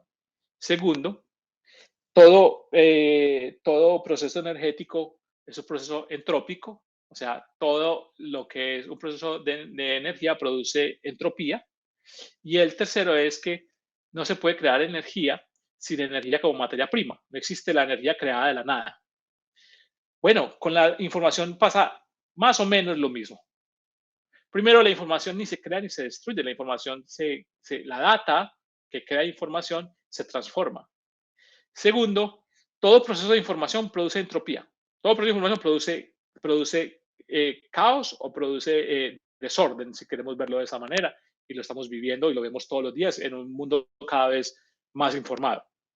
Y tercero, no se puede crear información sin información o sin data como materia prima, fundamental e importantísimo para el arte. Esas tres cosas, entenderlas es súper importante. Entonces, el arte generativo parte de entender esos 3 principios de la cibernética. Y entonces, a partir de eso, comienzan los artistas a trabajar, ¿cierto? Y una de las más famosas es la generación de lo que llaman el nuevo Rembrandt. Y es cómo se está utilizando inteligencia artificial para analizar las obras de Rembrandt y construir lo que podrían ser cómo serían nuevas obras de Rembrandt, como ya Rembrandt no existe, ya no está. La pregunta es, ¿y si Rembrandt existiera hoy en día, cómo serían sus nuevas obras, ¿cierto? Entonces, a través de inteligencia artificial, comienzan a analizarse todos los rasgos distintivos de la pintura de Rembrandt. Se comienza a analizar la distribución, el color, la luz, bueno, etcétera, etcétera. Y eso genera un montón de data que ya les expliqué a través de la teoría de la cibernética, cómo tomamos esa data y la podemos convertir en información para generar y producir cosas. Eso básicamente no es nada ajeno también a la música. En la música hay otro movimiento que se llama Musinet, ¿cierto? Y es cómo serían las nuevas obras. Este Musinet es de OpenAI, el mismo creador de ChatGPT. ¿Cómo serían las obras de los artistas clásicos hoy en día? ¿Cómo serían las siguientes aperturas, los siguientes conciertos, las siguientes óperas? ¿Cómo se construirían a partir de la generación de Musinet? Pero aquí voy a hacer un ejercicio porque aquí es importante que nos ubiquemos y entendamos el tema de la inteligencia artificial como herramienta. Listo. Entonces, yo hice el siguiente ejercicio y le dije, ve, qué tan interesante esto. Vamos a tomar una inteligencia artificial y vamos a preguntarle cómo se vería Madonna, nuestra cantante Madonna hoy, si fuera pintada por Leonardo da Vinci. Entonces le dije a la inteligencia artificial, tal cual, ¿cómo se vería Madonna según Leonardo da Vinci? Y ¡pum! Esto fue lo que me sacó. Entonces, si ustedes ven, es Madonna, evidentemente, antes de que se pusiera Botox, la Madonna que conocimos todos, cuando no tenía Botox y no tenía implantes, no tenía rellenos en la cara, nos sacó esta foto. Y aparentemente, bien, ¿cierto? Pero yo no tengo ninguna background, no tengo ningún conocimiento de base, no tengo ninguna data que me permita decirle a la inteligencia artificial que haga mejor su trabajo. Digamos que este es lo que haría cualquier persona que piensa que la inteligencia artificial me va a quitar el trabajo. Pero cuando yo tengo una data de base y conozco muy bien la obra de Leonardo da Vinci, puedo tener mejores resultados. Entonces me puse a investigar sobre la obra de Leonardo da Vinci y volví a preguntarle a la inteligencia artificial con un poquitico más de información de base. Le dije, actúa como Leonardo da Vinci y crea un dibujo detallado de Madonna con las siguientes características. Utiliza extensivos bocetos. Voy a leerlo todo porque es importante que lo lea.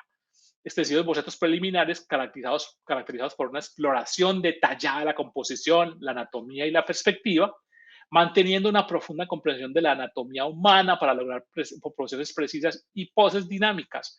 Usa la técnica del claroscuro con luz y sombra, empleando fuertes contrastes entre la luz y la oscuridad para dar una ilusión de volumen, e incluye juegos dramáticos de sombras para realzar la tridimensionalidad.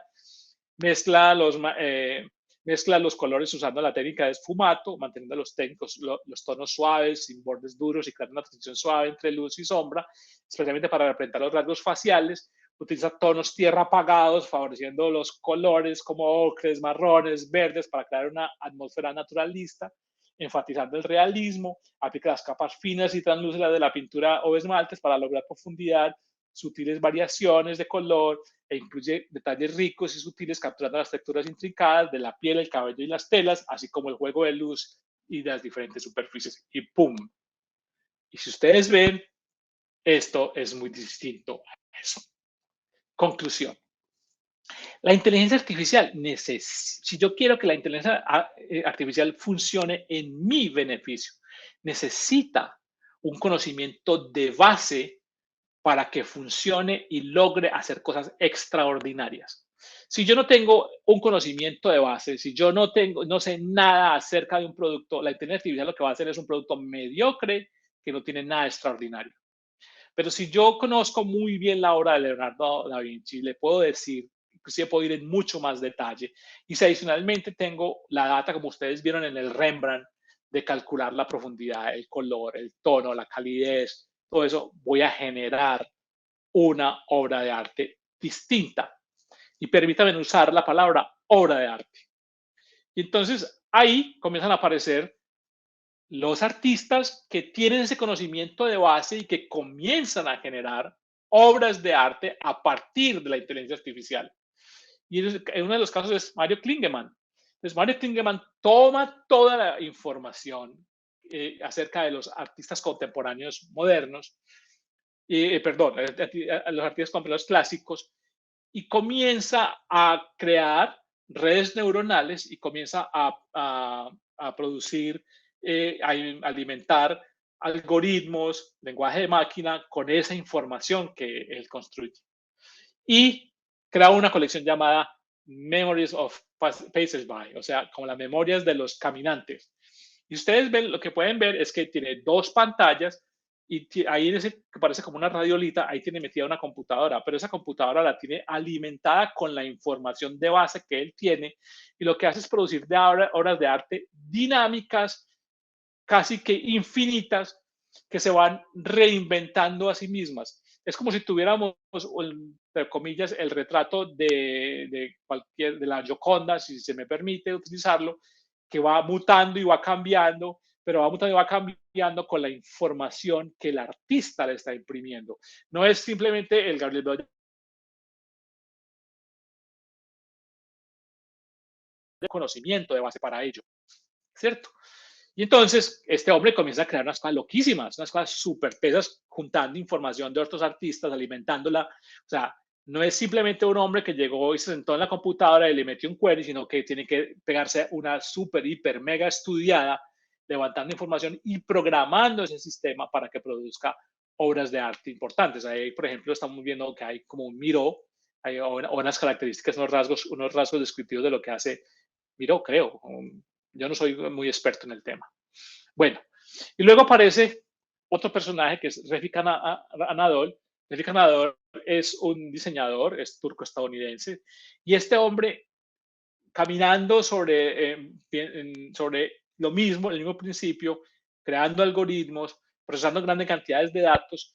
A mí de todos los que vamos a ver a continuación es el que más me gusta. Este hombre me parece súper volado y crea obras monumentales que se mueven y que son casi que monumentales, gigantescas, pero les mete una cantidad de información que genera un impacto visual increíble, súper inmersivas, o sea, transporta al observador a mundos fantásticos, excepcionales, a mundos completamente casi que surrealistas, ¿cierto? Y entonces comienza a crear un montón de obras y lo que hace es exponerlas en espacios monumentales, inclusive iluminando edificios y creando unos ambientes como por ejemplo este que se llama la alucinación de las máquinas de 2019, o por ejemplo este otro que es todo va girando, se van moviendo permanentemente y son obras casi de un carácter infinito. Se parecen casi de cierta manera como caleidoscopios, como cuando uno mira por un caleidoscopio, pero aquí estás sumergido en el caleidoscopio. Y viene el Museo del Louvre y entonces en el Museo del Louvre comienza también a cuestionarse acerca de cómo usar la inteligencia artificial y comienzan a descubrir que la inteligencia artificial les sirve a ellos para generar modelos de prevención, de catalogación y de preservación. A través de analizar las obras, comenzaron a detectar que la inteligencia artificial les servía a ellos para detectar, valga la redundancia, perdónenme que me repita, para detectar cuándo una obra se está deteriorando, cuáles son las causas por las que se deteriora y comienzan a generar data. El combustible de la economía de hoy es datos. Y a partir de toda esa data, el sistema les ayuda a ellos a generar modelos para preservar el arte, para catalogarlo o para clasificarlo. Y entonces se comienzan a generar modelos de utilización distintos a los convencionales. estamos viendo que la cultura meme se ha pegado una crecida tremenda y después de cualquier cosa, lo primero que uno cualquier noticia, lo que sigue son los memes, ¿cierto? Cualquier cosa que uno ve, lo que sigue son los memes. Entonces, digamos que hay que entender un poquitico eso de dónde viene. Meme es como una simplificación de mimetizar, es como replicar, ¿listo? Y ese término lo acuñó Richard Dawkins en un libro que se llama El gen egoísta. Y él lo que dice es que la cultura actúa como los genes, aprende un comportamiento y comienza a replicarlo. Y lo va difundiendo de cultura a cultura o interculturalmente. Para los antropólogos, para nosotros, la cultura lo es todo. La antropología estudia, si nosotros fuéramos bueno, ¿cuál es la molécula básica de la antropología? La antropología estudia la relación naturaleza-cultura, entendiendo la naturaleza como una construcción cultural. Es decir, para nosotros los antropólogos, sobre todo los clásicos, decimos la naturaleza no existe. Existe la naturaleza como una construcción cultural antropoformizada hecha por el hombre. Entonces, el movimiento meme, que es una cosa que no es nueva, es básicamente un comportamiento que comienza a replicarse y se convierte en una virus cultural que se va replicando y se va volviendo de cierta manera un comportamiento dentro de la sociedad. Los primeros memes que aparecen en la historia, el primero que nos recordamos era el Baby Cha-Cha-Cha, el bebé que salía bailando. Ese fue, digamos que, los primeros que aparecieron, y uno que no es muy común en Colombia, pero ahora vamos a ver algunos comunes en Colombia, el que se llama All Your Babies Are Belong to Us. Es también un meme culturalizado muy normal y muy común aquí en los Estados Unidos. Pero los memes más populares que vemos hoy en día son los gatos. Los gatos han sido lo que llaman los gatos sonrientes. Han sido un meme que ha comenzado a crecer. Pero a principios de la década, como en el 2007, se hizo muy famoso Pepe the Frog, Pepe la Rana, y es uno que hoy en día en el mundo cripto es prácticamente un rey, Pepe the Frog. Y Pepe the Frog fue creciendo y creciendo y creciendo, pero ¿qué pasa con la cultura? La cultura es arbitraria. Listo, no hay cultura correcta o incorrecta, la cultura es absolutamente arbitraria. La cultura no es indomable también. Uno no puede pensar en la cultura como que algo que yo puedo domar o puedo crear. No, la cultura es absolutamente arbitraria, es lo que quiera. Y lo que le pasó a Pepe la Rana, es que comenzaron a secuestrarlo como una obra, entre comillas. Yo no sé si no puede considerar a Pepe de Frog una rana o no. Eso es una obra de arte, ¿verdad? Como lo digo, es un debate. El arte es también como clásico arbitrario. Entonces, pero como una manifestación cultural es secuestrada por la gente y comienza a ser utilizada en otros contextos. Matt Fury es un artista norteamericano que fue el creador de Pepe the Frog. Él escribió una historieta que se llama The Boys Club, y él ahí comenzó a poner a Pepe the Frog, que es como una rana René completamente grotesquizada, si se queremos ver de esa manera, y que comenzó siendo un personaje cool, casi que se parece como ¿cómo se llama el monstruo de Ghostbusters? El Bueno, fantasmita, el fantasma verde. sí, el fantasma verde. Se parece mucho al monstruo de Ghostbusters, que no me acuerdo cómo se llama. Y entonces comienza a hacer a Pepe the Frog y comienza a convertirlo en un ícono cultural. Y sucede que grupos extremistas y grupos de odio comienzan a secuestrar a Pepe the Frog y comienzan a cambiarle el contenido histórico y lo convierten en un objeto de crítica. En Estados Unidos este fenómeno de Pepe the Frog es muy, muy, muy fuerte y comienzan a convertirlo como en un ícono de la supremacía blanca. ¿Cierto? Comienzan a llevarlo allá y comienzan a meterlo en una cosa que fue completamente opuesto para lo que fue creado. una de las cosas que yo digo personalmente, que el problema que tenemos los humanos es la interpretación. Uno de los problemas más grandes que tenemos es la interpretación.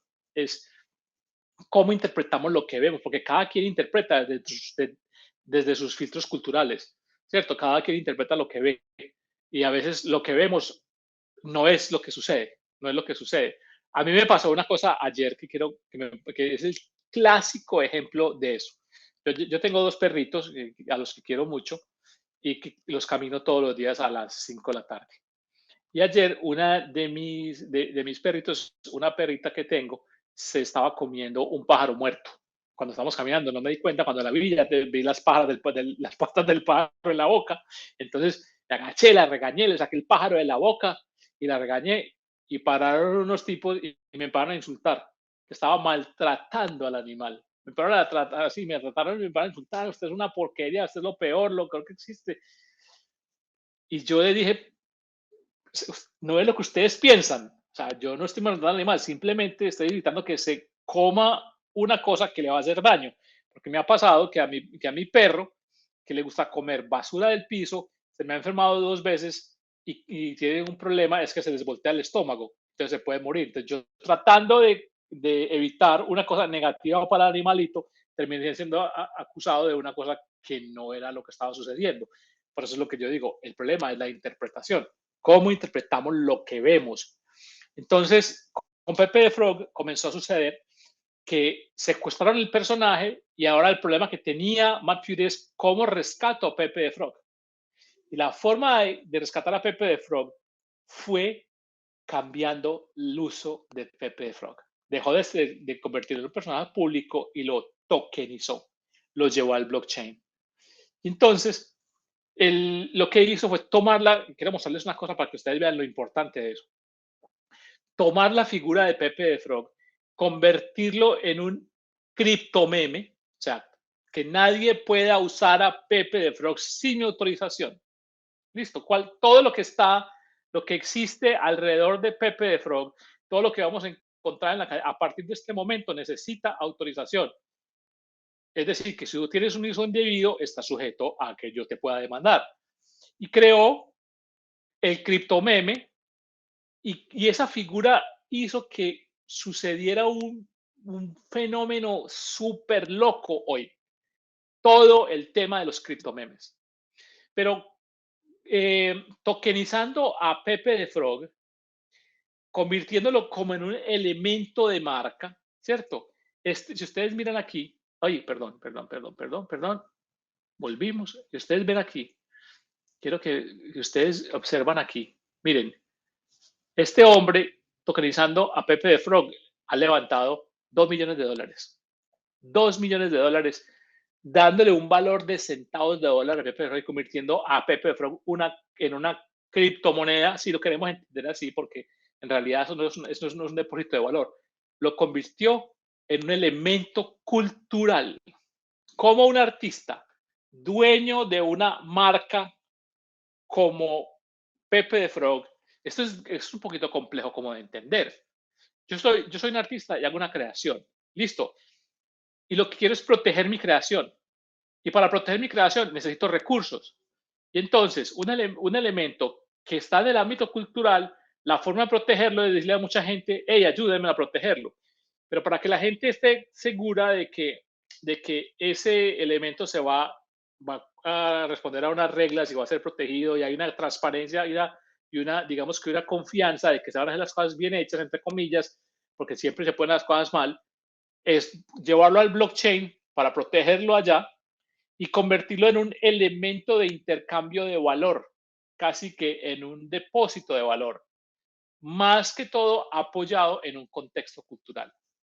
Y entonces, ese movimiento que hizo Pepe the Frog disparó todo lo que es los criptomemes. Hay un debate muy grande en si los criptomemes tienen algún valor.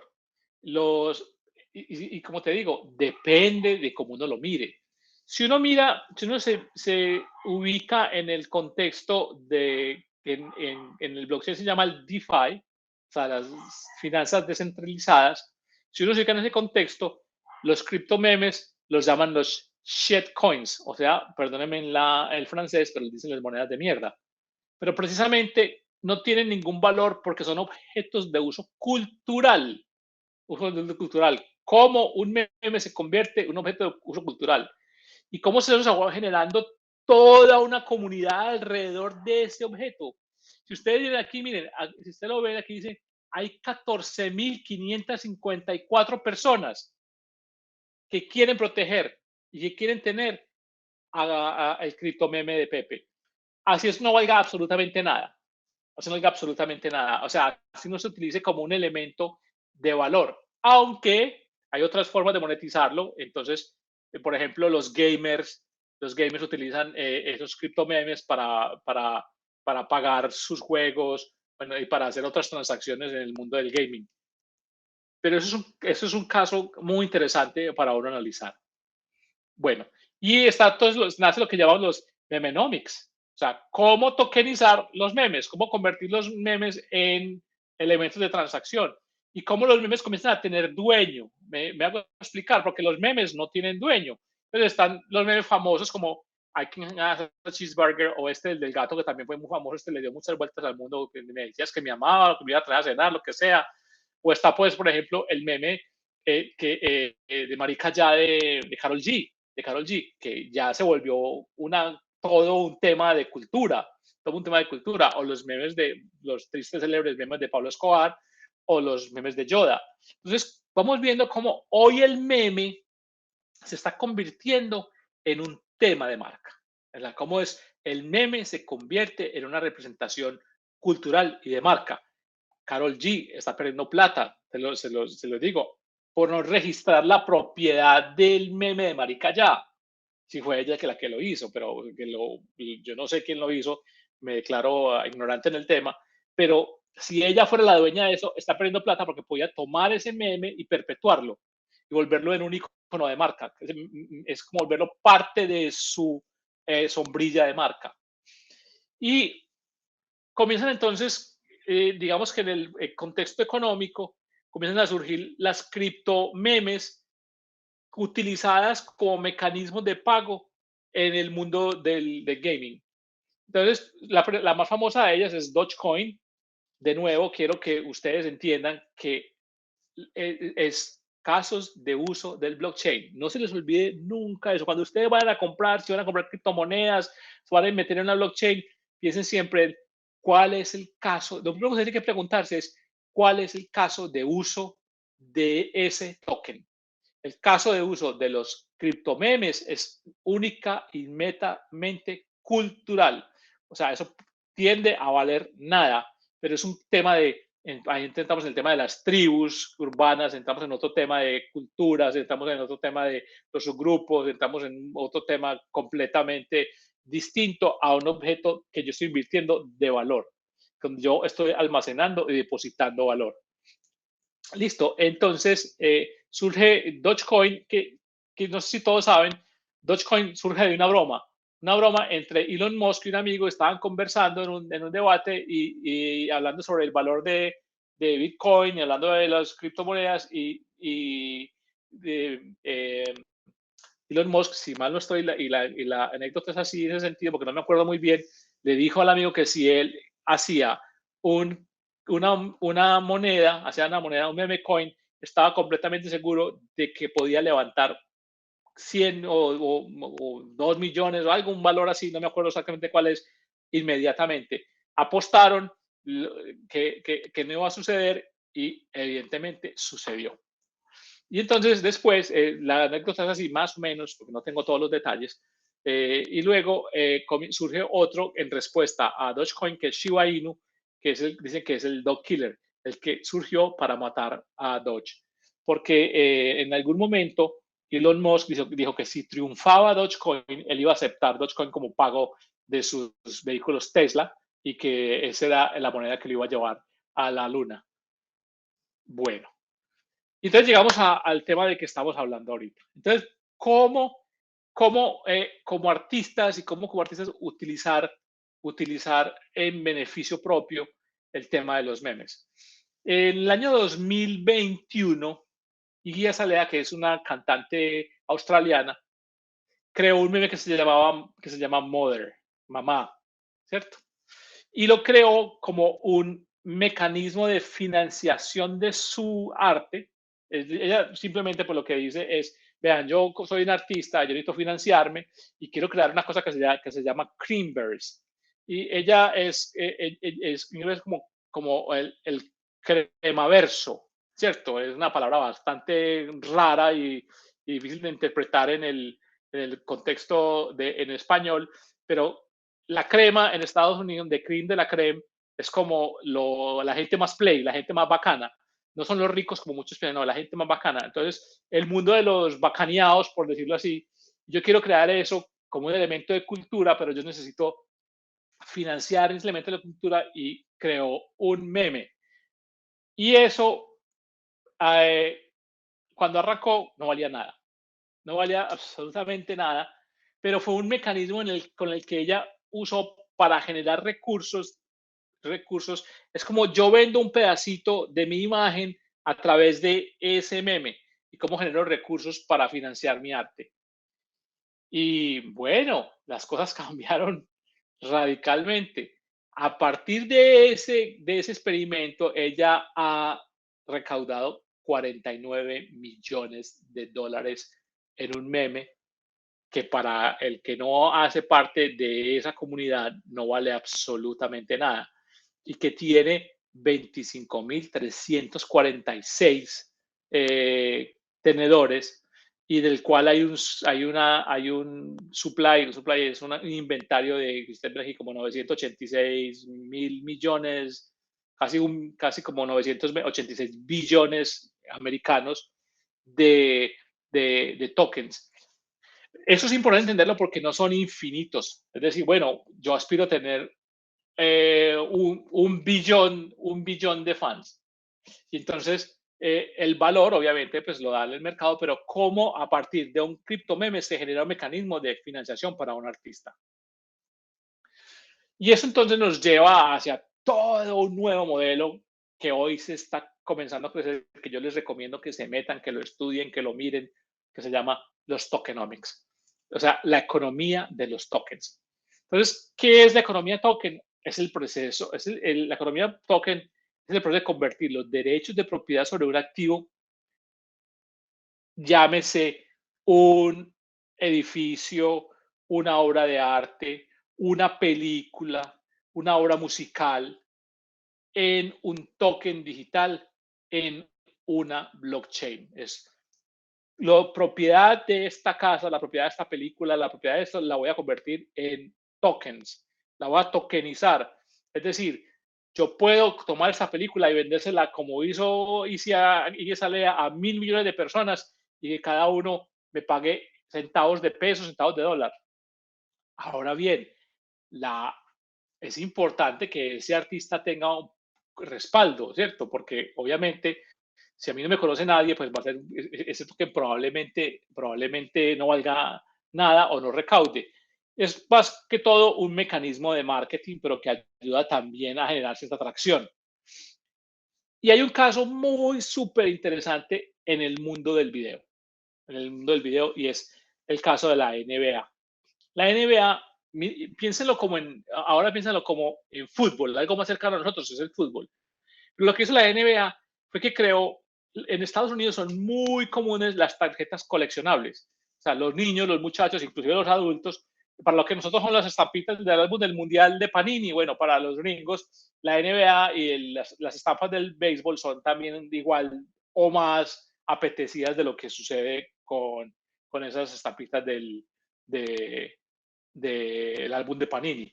Y entonces lo que se les ocurrió a los americanos es, oiga, ¿qué tal si nosotros tenemos una transmisión exclusiva de video de todos los partidos? Win Sports, por ejemplo, podría hacerlo en Colombia. Pues estoy dando ideas para que usted vaya empezando, lo vaya platernizando y trayéndolo a los contextos de cada uno. Y lo que hago es que las mejores jugadas las voy a tokenizar.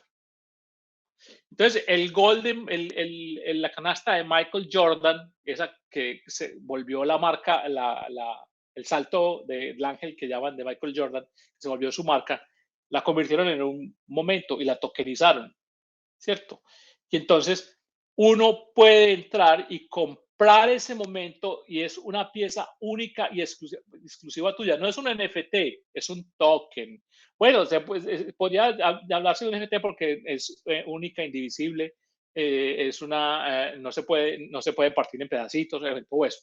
Entonces convirtieron en un NFT ese momento y la gente hace cuadros en su casa, y los que son súper fanáticos al básquetbol, que aquí en este país son muchísimos, tienen un cuadro vivo, que es una televisión, mostrando esos momentos que nadie más los tiene.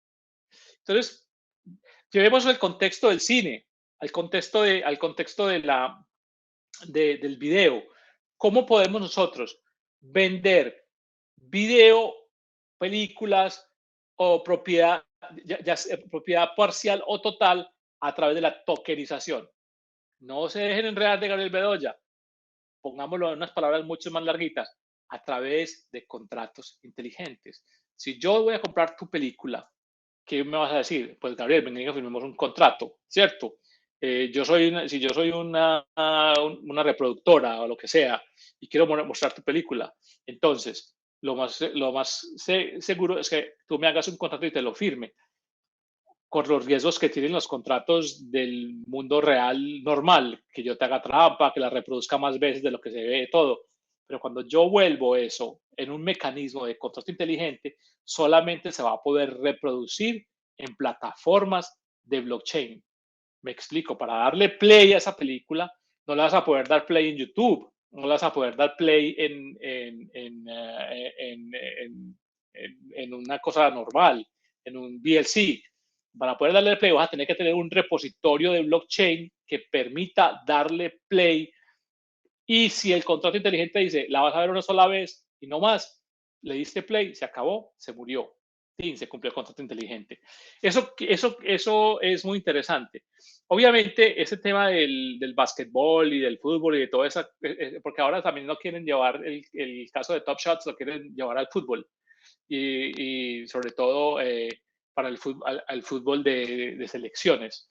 Entonces, claro, mientras más raro, más legendario, mientras el momento en que levantó la copa, lo que sea, mucho más costoso va a ser eso. Y es una forma de monetizar el video y de monetizar el arte video.